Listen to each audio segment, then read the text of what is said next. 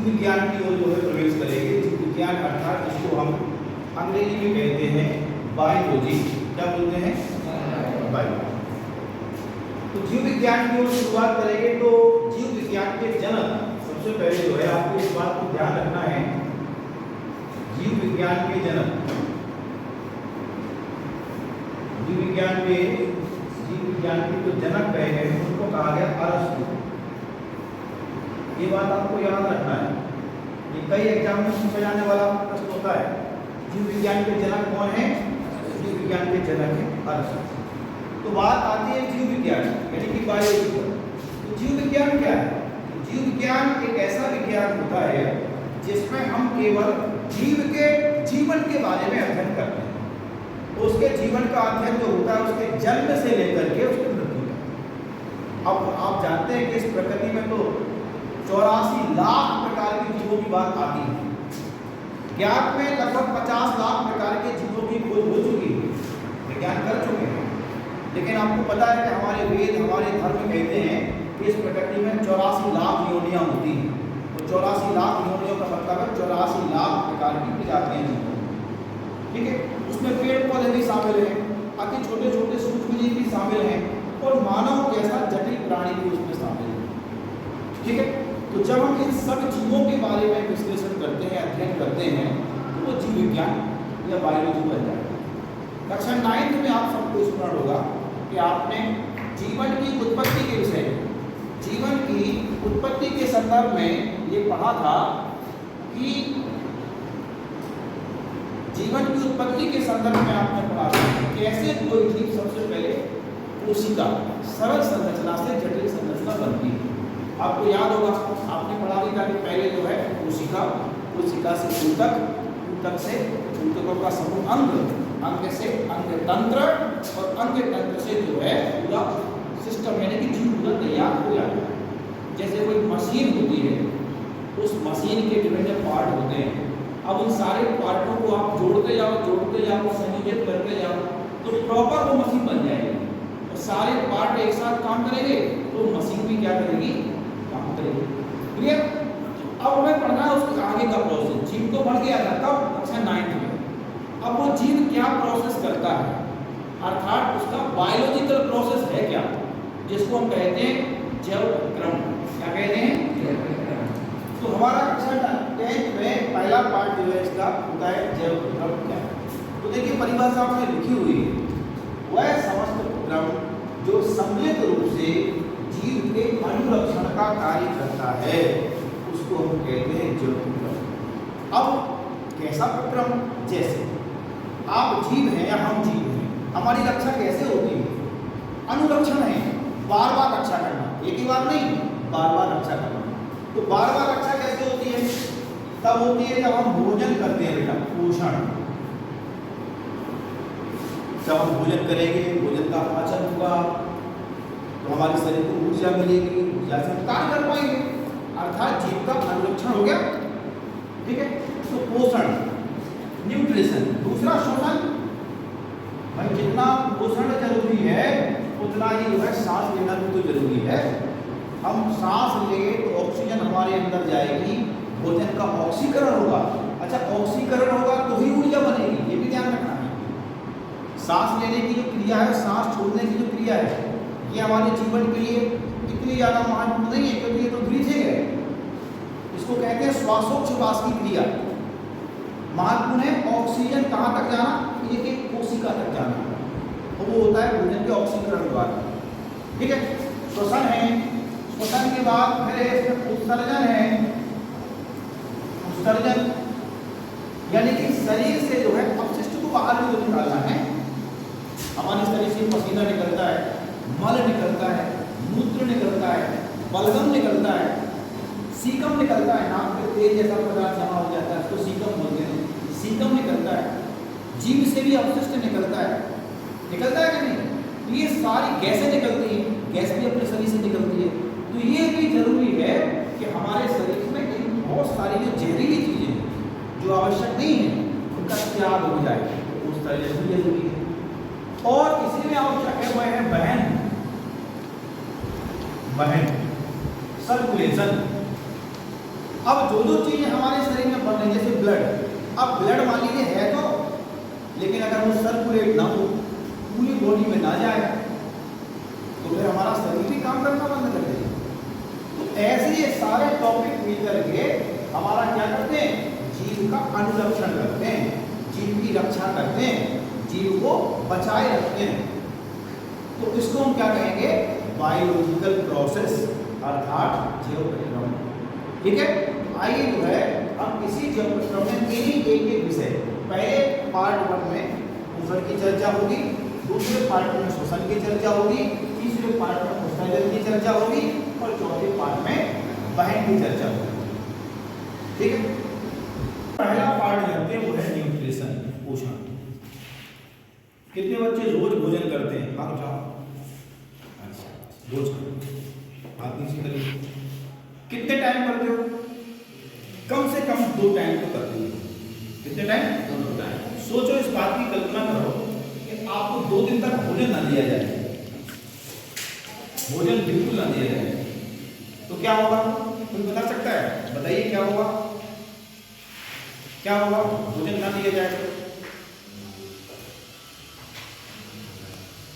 हाँ बताइए, आप बताइए।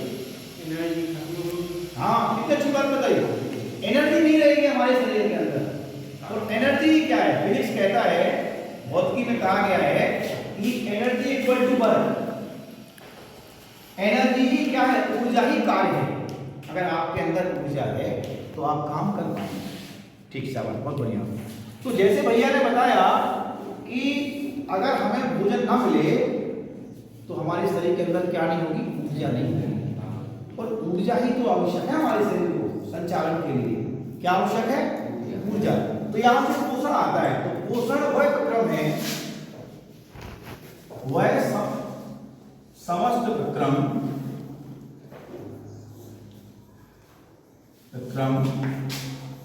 जिसमें जीव बाह्य वातावरण से क्या करता है, भोजन प्राप्त करता है, भोजन प्राप्त करता है। पहली बात तो क्या करता है, बाहर वातावरण से जो है क्या करता है, भोजन प्राप्त करता है अर्थात भोजन को ग्रहण करता है, तथा भोज्य पदार्थ से मुक्त ऊर्जा, भोज्य पदार्थ से मुक्त ऊर्जा का उपयोग,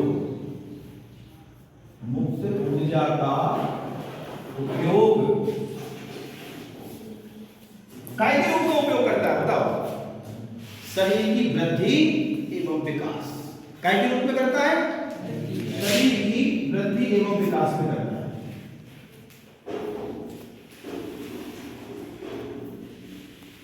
शरीर की वृद्धि एवं विकास में करता है।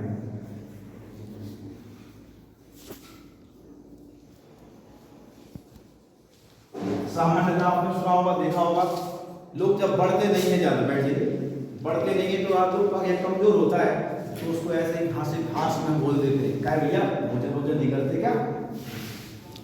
तो वो हास्य नहीं है, वो एक वैज्ञानिक एक मैसेज है।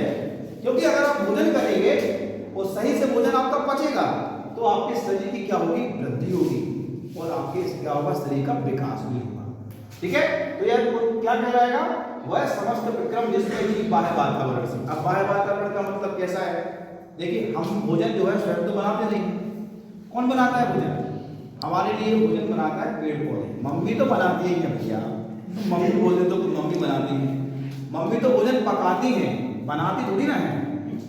उनको जो बना हुआ कच्चा मटेरियल दिया जाता है तो उससे भोजन पका देती है, बनाती नहीं है। बनाता कौन है, पेड़ पौधे बनाते हैं। ठीक है, इसी प्रकार पेड़ पौधे भी स्वयं अपना भोजन बनाते हैं। उस क्रिया को हम कहते हैं प्रकाश संश्लेषण की क्रिया। क्या बोलते हैं, ठीक है।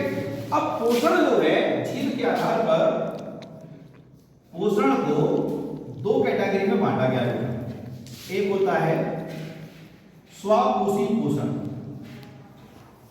और दूसरा होता है विषम कोशी पोषण। ठीक है, कौन कौन सा होता है? एक होता है स्वापोषी पोषण और दूसरा होता है विषम कोशी पोषण। तो स्वापोषी इसको ही कहते हैं हम ऑटोट्रॉपिक, क्या बोलते हैं? और इसको कहते हैं परपोषी या विषम पोषी, इसको बोलते हैं हेटेरोट्रॉपिक। अब स्वापोषी किसमें होता है? तो जितने भी प्रकार के हरे पौधे होते हैं, हरे पौधे, ये सब अपना भोजन स्वयं बनाते हैं।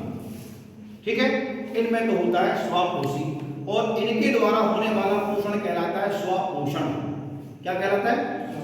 और जो विषम पोषी होते हैं, जो अन्य जीव होते हैं, चाहे वो एक कोष के जीव हो, एक कोष के जीव हो, चाहे वो कई कीट हो, चाहे मानव हो, इन सब में जो है क्या होता है? इस पे विषम कोशी पोषण होता है। जैसे अमीबा, अमीबा आपने देखा होगा, अमीबा जो है एक पिछले पार्ट में भी शायद अमीबा के विषय में चर्चा आई थी। तो वो ऐसी आकृति का जीव होता है जो अनियमित है, उसकी कोई निश्चित आकृति नहीं है। वो कहाँ पाया जाता है? ये पाया जाता है पानी के अंदर।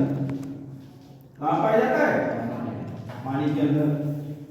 अब इसका पोषण आएगा, एक उसकी जीव में पोषण। तो अमीबा जो पोषण करता है वह कैसे करता है? उसकी एक विधि होती है, उस विधि का नाम है होलोजोइक। क्या नाम है? होलोजोइक। होलोजोइक, इसी को कहते हैं होलोजोइक विधि के द्वारा जो है भोजन प्राप्त करता है। बड़ा सरल सा इसका पोषण है। ये क्या करेगा? जो भी जो है बाहर पानी के अंदर छोटा मोटा भोजन का कण होगा, उस भोजन के कण को अपने इन कूट पादों में, इसको नकली पैर कहते हैं, कूट पाद, क्या कहते हैं? इन कूट पादों में फंसा लेगा। फंसाने के बाद भोजन को अंदर ले जाएगा। अंदर इसमें होती है खाद्यधानी। क्या होती है? खाद्यधानी। खाद्यधानियों में पाए जाते हैं विशेष प्रकार के पाचक रस, पाचक रस। और ये खाद्यधानी में भोजन जाएगा और पाचक रस उसमें मिलेंगे और भोजन का पाचन आसानी से हो जाएगा। और भोजन का पाचन होता है तो यही अमीबा, जब इसके बॉडी के अंदर जो है दबाव आता है भोजन का, ठीक है, तो दबाव आने के बाद क्या होता है? जनन का इसका प्रोसेस हो जाता है और अमीबा जो है हमारा दो भाग में टूट जाता है। तो एक से दो अमीबा बनने का प्रोसेस भी इसी में होता है।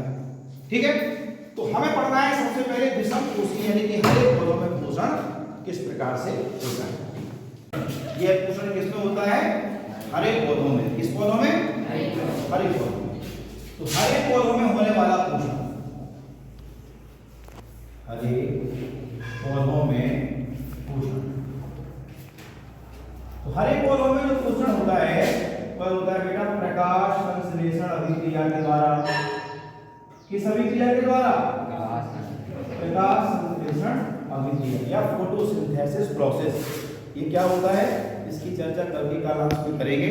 आपका होमवर्क ये है कि आपको जैव विक्रम का पाठ का page number 1, page number 2, page number 3 इसको पढ़ना है। ठीक है, ये आपका होमवर्क है।